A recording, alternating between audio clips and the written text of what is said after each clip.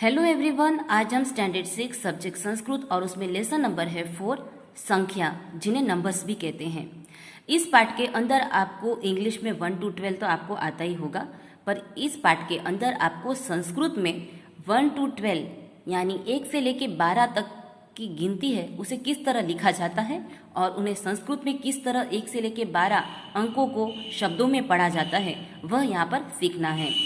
जिनमें आप देख सकते हैं कि 1 इंग्लिश में इस तरह से 1 लिखते हैं, तो संस्कृत में इस तरह से इसे लिखा जाता है और शब्द में हम पढ़ेंगे एकम, यानी एक को एकम पढ़ा जाता है। यह है 2, उसे अंकों में इस तरह से लिखा जाता है और संस्कृत में उसे द्वे कहा जाता है। ये 3 है, उसे अंकों में इस तरह से लिखा जाता है और शब्दों में उसे त्रीणी पढ़ा जाता है। 4 है, उसे अंकों में इस तरह से लिखा जाता है और उसे चत्वारी पढ़ा जाता है। 5 है, उसे अंक में इस तरह से लिखा जाता है और शब्दों में पंच पढ़ा जाता है। 6 है, उसे अंकों में इस तरह से लिखा जाता है और षट है वह पढ़ा जाता है। 7 है, उसे अंक में इस तरह से लिखा जाता है और शब्दों में सप्त पढ़ा जाता है। 8 है, उसे अंकों में इस तरह से लिखा जाता है और शब्दों में अष्ट पढ़ा जाता है। 9 है, उसे अंकों में इस तरह से लिखा जाता है और उसे 9 पढ़ा जाता है। 10 है, उसे अंक में इस तरह से लिखा जाता है और शब्दों में 10 पढ़ा जाता है।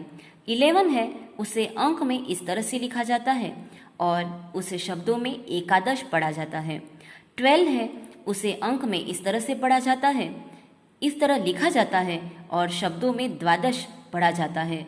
तो आप देख सकते हैं कि यहाँ पर 1 यानी एकम, 2 यानी द्वे, 3 यानी त्रीणी, 4 यानी चत्वारी, 5 यानी पंच, 6 यानी षट, 7 यानी सप्त, 8 यानी अष्ट, 9 यानी 9, 10 यानी 10, 11 यानी एकादश और 12 यानी द्वादश। तो आप इसी संख्या को इंग्लिश में देखा जाए तो 1 यानी एकम, 2 यानी द्वे, 3 यानी त्रीणी, 4 यानी चत्वारी, 5 यानी पंच, 6 यानी षट, 7 यानी सप्त, 8 यानी अष्ट, 9 यानी 9, 10 यानी 10, 11 यानी एकादश और 12 यानी द्वादश।